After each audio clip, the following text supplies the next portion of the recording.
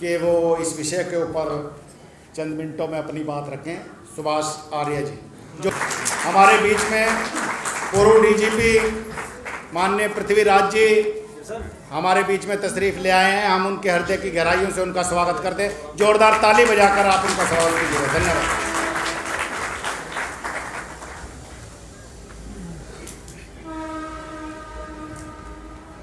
जय भीम साथियों।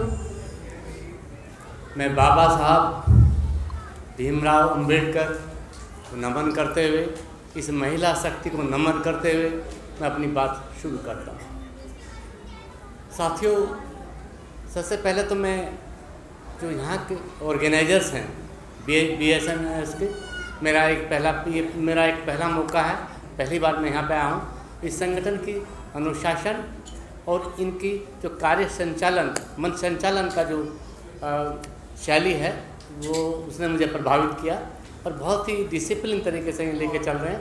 और ये जो इंटेलेक्चुअल्स की टीम है, इनकी जो थीम है इंटेलेक्चुअल्स की, तो वो उससे ही अपनी स्ट्रैटेजी तैयार करेंगे, ऐसा मुझे बताया गया। साथियों, मैं संगठन का जो मसला है, ये संगठन शक्ति है, ये सभी जानते हैं, संगठन में ही शक्ति है। हम ये मानते हैं कि बाबा साहब भीमराव अंबेडकर अकेले थे और वो उन्होंने बहुत बड़े बड़े काम किए और आज हम उन्हीं की बदौलत यहाँ पे उपस्थित हैं। लेकिन ऐसा भी नहीं है, क्योंकि उन्होंने संगठन एक नंबर ऑफ ऑर्गेनाइजेशन उन्होंने बनाई और उनका संचालन किया और उनके माध्यम से वो जो उपलब्धियाँ उन्होंने गिनी तो संगठन के माध्यम से किया। और संगठन इस देश में, साथियों, मैं बताना चाहता हूँ कि 3 शक्तियाँ काम कर रही हैं इस समय। पहली शक्ति राजनीतिक शक्ति। अब राजनीतिक शक्ति आप सब वाकिफ हैं, सब जानते हैं कि राजनीतिक शक्ति से कोई भी समाज या कोई कुछ भी किया जा सकता है राजनीतिक शक्ति से, जैसे अभी हम देख रहे हैं। दूसरी शक्ति है सामाजिक शक्ति। तो सामाजिक शक्ति अगर आपकी मजबूत है तो आप राजनीतिक शक्ति की तरफ बढ़ सकते हैं आगे। तीसरी शक्ति जो इस समय जो चल रही है वह है धार्मिक शक्ति। अब आप देख रहे हैं कि धार्मिक शक्ति की वजह से आज एक पार्टी, एक राजनीतिक पार्टी बहुमत में है। अब प्रश्न उठता है कि इस राजनीतिक शक्ति को अचीव कैसे किया जाए। राजनीतिक शक्ति को अचीव करने का एक माध्यम है कि हम लोग जो जाति के बंधन में बंधे हुए हैं, मतलब कास्ट के अंदर भी कास्ट है, तो उससे हम मुक्ति पाएं। और मुक्ति पाने का साधन केवल एक है कि हम सब लोग जितने भी संगठन हैं, उन संगठनों को अपनी शक्ति को एक संगठन में समाहित करना चाहिए, तब जाकर के जो है ये मजबूती आएगी। तो मैं बताना चाहता हूँ कि चूँकि ये अभी हमारे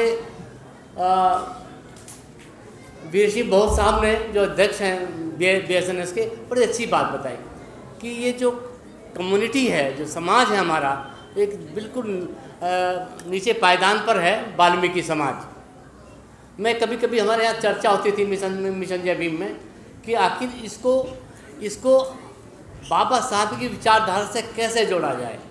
इस पर हमारी एक विचार गोष्ठी हुई कि इसको कैसे जोड़ा जाए। तो इस विचार को साथ लेकर हम आगे बढ़े। क्योंकि मेरा जो ऑर्गेनाइजेशन था जिसमें मैंने काम किया, वो दिल्ली सरकार का एक डिपार्टमेंट था, CSC department, municipal corporation, Delhi जल बोर्ड। तो मेरा सीधा संपर्क था। तो मेरे पास ज़्यादातर लोग इसलिए आते थे कि साहब हमें काम दे दिया जाए, छोटी नौकरी जो 4th क्लास की नौकरी है वो दे दी जाए, सफाई का काम दे दिया जाए। तो दोस्तों, मैं बताना चाहता हूँ कि मैंने इस चीज़ को गहराई से एनालिसिस किया और समझा आखिर ऐसा क्यों। मैं उनसे प्रश्न करता था कि आप पर्टिकुलर इस पेशे में ही क्यों जाना चाहते हैं। लेकिन किसी का कहना था कि मजबूरी, किसी का कहना था कि साहब नौकरी नहीं मिलती। तो मैंने उनको एक विचार दिया, एक एक छोटा सा संगठन बनाया विद इन दैट, जो थोड़ा समझते थे। तो मैंने कहा मैं आपको ठेकेदार बनाना चाहता हूँ, और वो मैंने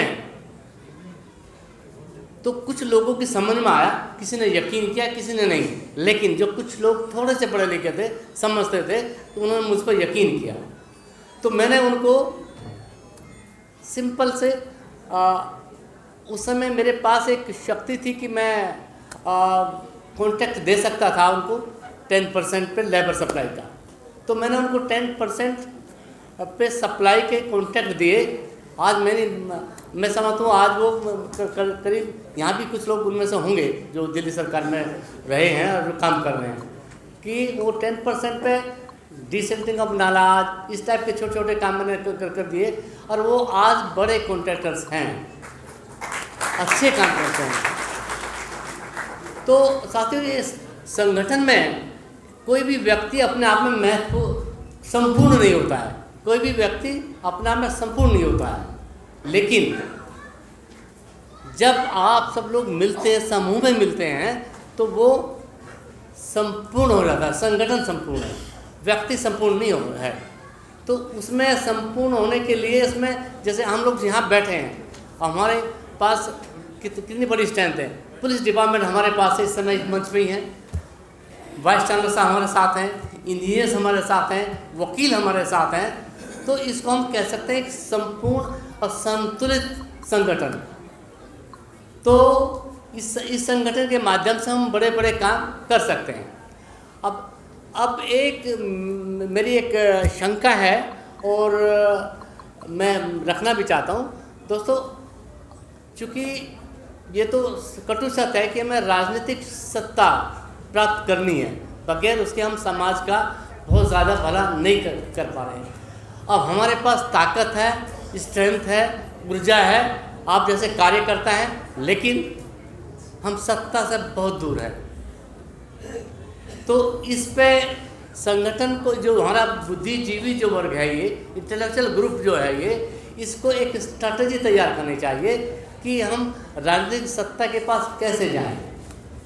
अभी बहुत से मेरे पूर्व वक्ताओं ने कहा, ये बिल्कुल सही है, हमारी महिला जो शक्ति है, रियली ये काबिल तारीफ़ है कि आज इतनी बड़ी स्ट्रेंथ में यहाँ है, पुरुषों से कम नहीं है, सारी शक्ति जो है, महिला शक्ति यहाँ बैठी हुई है। तो मैं जो BSNS का, इस संगठन का जो ताकत बनी, मतलब ये मैं समझता हूँ कि हमारे जो जितने भी संगठन हैं, मैं सभी कई संगठनों में जाता हूँ, लेकिन इतनी बड़ी स्ट्रेंथ महिला शक्ति की बहुत कम मिलती हैं। तो आज BSNS को जो है ये अधिवेशन महिला को समर्पित करना चाहिए, ऐसा मैं समझता हूँ। तीसरी बात यह है कि अब हमें जो सामाजिक शक्ति का जो निर्माण है, सामाजिक शक्ति कैसे बने, तो सबसे पहले मैं महिलाओं से कुछ कहना चाहता हूँ कि हमारी जो कमजोरी है, मैं उस कमजोरी का एक एनालिसिस करके बताता हूँ कि कमजोरी हमारी ये है कि हम लोग अंधविश्वास की तरफ आगे बढ़ रहे हैं। हम ऐसी दिशा में बढ़ रहे हैं कि कहीं भी कोई भी एक धार्मिक संगठन, कोई भी धार्मिक जलसा होता है, तो उपदेशक आते हैं, उसे वो अपने तरीके से उपदेश देता है, और हमारी महिलाएं वहाँ ज़्यादा संख्या में पहुँचती हैं।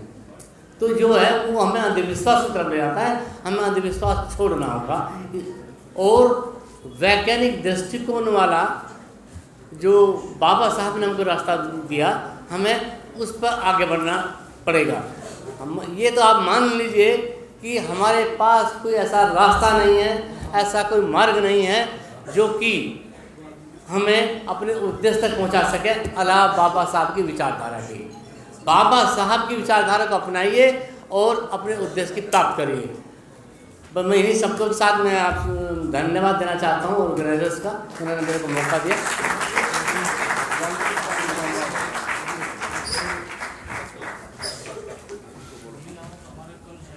धन्यवाद।